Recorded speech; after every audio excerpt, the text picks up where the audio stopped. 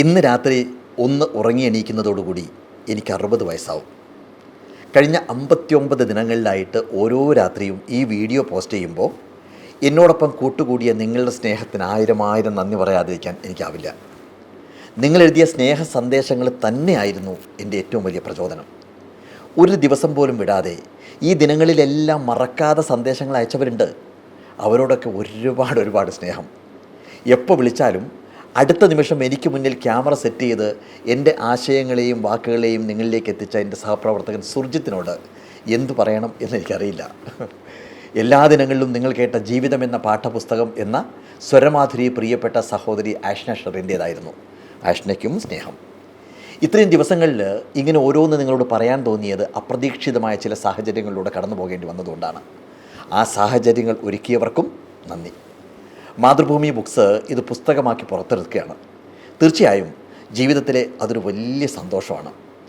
കടന്നു പോകുന്ന വഴികളിൽ ഞാൻ ചവിട്ടി നടന്ന കല്ലുകളും മുള്ളുകളും കഷ്ടപ്പാടുകളൊക്കെ ഒരിക്കൽ കൂടി ഓർത്തെടുക്കാനായത് നന്നായി എന്നാണ് എനിക്കിപ്പോൾ തോന്നുന്നത്. അതിനേക്കാൾ അപ്പുറം മാജിക്കിൻ്റെ ഒരു പശ്ചാത്തലവും ഇല്ലാത്ത കവളമുക്കട്ട എന്ന എൻ്റെ ഗ്രാമത്തിൽ നിന്ന്, അത്തരത്തിലൊരു വീട്ടിൽ നിന്ന് ഇങ്ങനെയൊക്കെ ആവാൻ എന്നെ ചേർത്ത് നിർത്തി സഹായിച്ച ഒരുപാട് വ്യക്തികളുണ്ട്. ഓരോ ദിവസവും ഈ വീഡിയോയിലൂടെ എന്ത് പറയണം എന്ന് ഈ ക്യാമറയ്ക്ക് മുമ്പിലിരുന്ന് ഏതാനും മിനിറ്റുകൾ ഇങ്ങനെ കണ്ണടച്ച് ആലോചിക്കുമ്പോൾ കടന്നു വന്ന ഒരുപാട് കടപ്പാടുള്ള എത്രയോ മുഖങ്ങളുണ്ട്. അതിൽ ഏതാനും പേരെ മാത്രമേ ഇവിടെ പറയാൻ പറ്റിയിട്ടുള്ളൂ. എല്ലാവർക്കും ഒരുപാട് സ്നേഹം.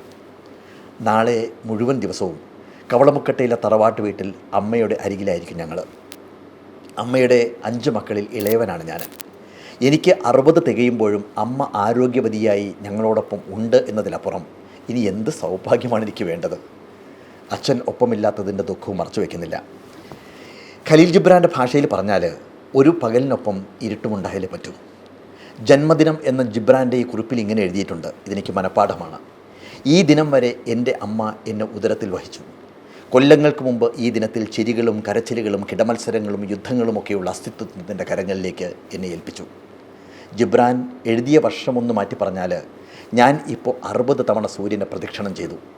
ഇനിയുള്ള കാലം the gentle of art Swedish death cleaning എന്ന പുസ്തകത്തിൽ പറയുന്നത് പോലെ ജീവിതത്തിൻ്റെ ശൈലിയൊക്കെ ഒന്ന് മാറ്റണം. ആ പുസ്തകത്തിൽ പറയുന്നത് സ്വീഡനിലെ ഒരു ജീവിത രീതിയെക്കുറിച്ചാണ്. ശരാശരി ആയുർദൈർഘ്യത്തിൻ്റെ കണക്ക് വെച്ച് ഒരു 10 വർഷം മുമ്പ് മുതൽ തന്നെ ഭൂമി വിട്ടുപോകാൻ വേണ്ടി തയ്യാറെടുക്കുക. പറഞ്ഞു തീർക്കാനുള്ള കടപ്പാടുകളും നന്ദിയുമെല്ലാം പറഞ്ഞു തീർക്കുക.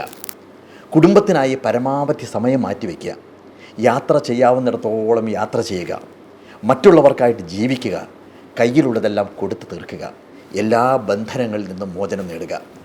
ഇങ്ങനെ ഒരുപാട് ഉപാധികളുണ്ട് ആ പുസ്തകത്തിൽ പറയുന്നത്.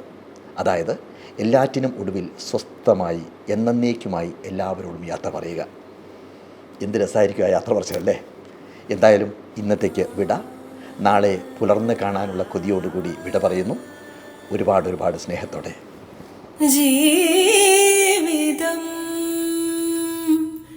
ഒരു പാഠപുസ്തകം.